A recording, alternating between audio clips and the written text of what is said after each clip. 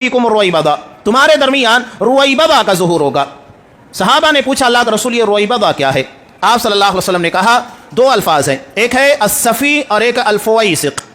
सफ़ी यानी नादान जाहिल, जिसे ज़्यादा समझता नहीं।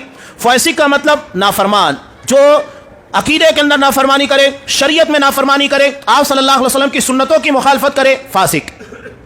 और आज आप देखेंगे तो जगह जगह चीज़ें नज़र आएगी। तो ये होगा यंतलिकु फ़ी अम्रिल आम, आम मसाइल में, आम मामलात में मुसलमानों के बातें करेगा जो उसके इख्तियार और उसकी बेसात की है ही नहीं। बहुत बेहतरीन तर्जुमा किया था शेख अब्दुल रज़्ज़ाक़ साहब ने फ़ैसिक़ और रुवैबदा का, अस्सफ़ी का, सड़क छाप, जिसकी कोई वक़्त नहीं होती है, वो इंटरनेशनल सतह की बातें करते हैं। आज हमारे यहाँ वही है।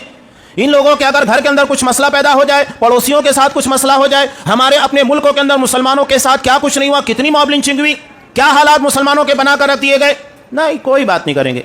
हमारे अपने मुल्क और अपने पड़ोस घर के अंदर होने वाले मसाइल हल नहीं कर सकते हैं, ये बात करते हैं सऊदी अरब की, इंटरनेशनल सतह की, अमेरिका के बारे में बातें करेंगे।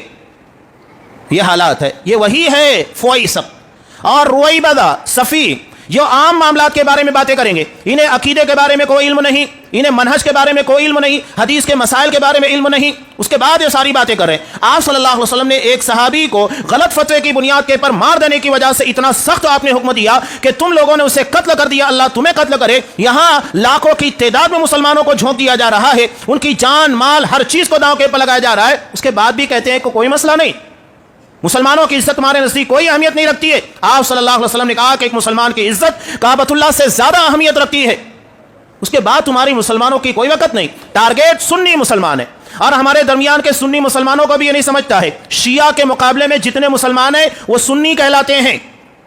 अहले सुन्नत वल जमात का मतलब क्या होता है? सुनो, अहले सुन्नत, सुन्नत ये अकीदे की ज़बान में अकीदे तौहीद को कहा जाता है, और मनहज के एतबार से कहा जाता है जमात। ये दो लफ्ज़ है, यानी जिनका अकीदा, जिनका मनहज सहाबा किराम की तरह हो, अहले सुन्नत वल जमात, यानी जो अकीदे में और तरीक़ाकार में, मनहज में असहाबे किराम की तरह हो, और जिनका अकीदा सहाबा की तरह नहीं, जिनका तरीका सहाबा की तरह नहीं, वो अहले सुन्नत वल जमात कहाँ से हो सकते हैं? तो ये सुन्नी मुसलमान राफ़िज़ियों शियों के मुकाबले में है, ये नहीं समझता है। टारगेट इन्हीं लोगों की किया जाता है, चाहे वो इराक की बात कीजिए, अफगानिस्तान की बात कीजिए, सीरिया की बात कीजिए, टारगेट सुन्नी मुसलमान है। और आपको हर जगह गैरों के साथ राफ़िज़ी खड़ा नजर आएगा, और उन्हीं के साथ जो खड़ा नजर आएगा इख़वानी, जो बाकायदा इन लोगों को सपोर्ट करते हैं सुन्नी मुसलमानों को मारने में। ये कोई ढकी छुपी बात नहीं है, ये हकीकत है। चाहे इसको आप कितना भी झूठ साबित करने की कोशिश करें, ये झूठ नहीं साबित हो सकता है। अपने हमदर्दों को और दुश्मनों को पहचानने की कोशिश कीजिए, कौन हमारा हमदर्द है, कौन दुश्मन है। अल्लामा इब्न तैमिया रहमतुल्लाह अलैह इसीलिए कहते हैं कि मुसलमानों के लिए यहूदियों से कहीं ज्यादा बदतर दुश्मन राफ़िज़ी है। और आप तारीख इस्लाम उठाकर देखेंगे तो जितना कत्ल सुन्नी मुसलमानों का राफ़िज़ियों, शियों ने और इनके साथ जो लोग लगे हुए उन लोगों ने किया है, किसी ने नहीं किया। करोड़ों की तादाद होगी और आप गिनना चाहें, और यहूदियों ने लाखों की तादाद में मारा होगा, लेकिन राफ़िज़ियों ने करोड़ों की तादाद में मुसलमानों को मारा है। और हमेशा इन लोगों की तलवारें इस्लाम और मुसलमानों के खिलाफ ही उठती हैं, कभी ये लोग कुफ्रों से मुकाबला नहीं करेंगे। पूरी तारीख उठाकर देखिए, यहां तक कि हिंदुस्तान की तारीख के अंदर भी आप देखेंगे गद्दारी करने वाले यही राफ़िज़ी, ये मीर जाफ़र, ये मीर सादी कौन है? ये सब राफ़िज़ी हैं, शिया हैं।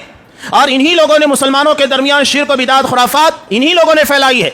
सबसे पहले राफ़िज़ियत की बुनियाद डालने वाला अब्दुल्ला बिन सबा, जो एक यहूदी था, और उसने इस्लामी चोला पहनकर मुसलमानों के दरमियान आकर हुब्बे आले बैत, अहले बैत की मोहब्बत के झांसा देकर मुसलमानों को हज़रत अली रज़ियल्लाहु ताला अन्हु के नाम पर गुमराह किया कि वो अव्वलीन मुस्तहिक़ थे खिलाफत के। हज़रत अबू बकर सिद्दीक़, उमर फ़ारूक, उस्मान गनी, असहाबे किराम की अज़ीमुश्शान जमात के खिलाफ उसने माहौल तैयार किया। और आज भी हमारे दरमियान उसके असरात नजर आते हैं, जो हज़रत अमीर मुआविया रज़ियल्लाहु ताला अन्हु से लेकर बात आगे बढ़ाते हैं, और धीरे धीरे हज़रत उस्मान गनी और अबू बकर सिद्दीक़ तक पहुँचते हैं। ये बातें किताबों में लिखी हुई है ना, लोग पढ़ते हैं। हमारे नज़दीक असहाबे किराम की अज़मत, उनकी मोहब्बत ज़्यादा अहमियत रखती है, बाकी कोई चीज़ अहमियत नहीं रखती। अगर कोई सहाबा की शान में गुस्ताखी करे, वो हमारे कदमों की ठोकर पर है, कितनी भी बड़ी शख्सियत आप मानिए। लोग यहाँ पर मौला मौदूदी के नाम के पर वावेला मचाने लगते हैं, जहाँ आप बोलेंगे सोशल मीडिया के पर अंगार लग जाती है।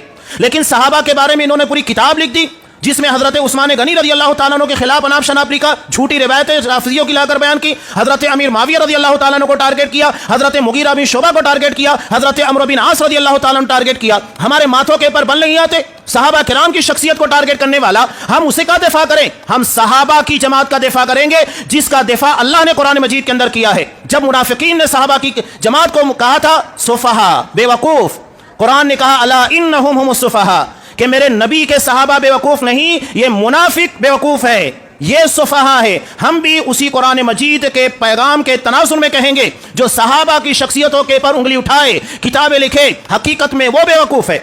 और ये खिलाफत व मुल्कियत ईरान में राफिजियों के यहाँ निसाब तालीम के अंदर शामिल है।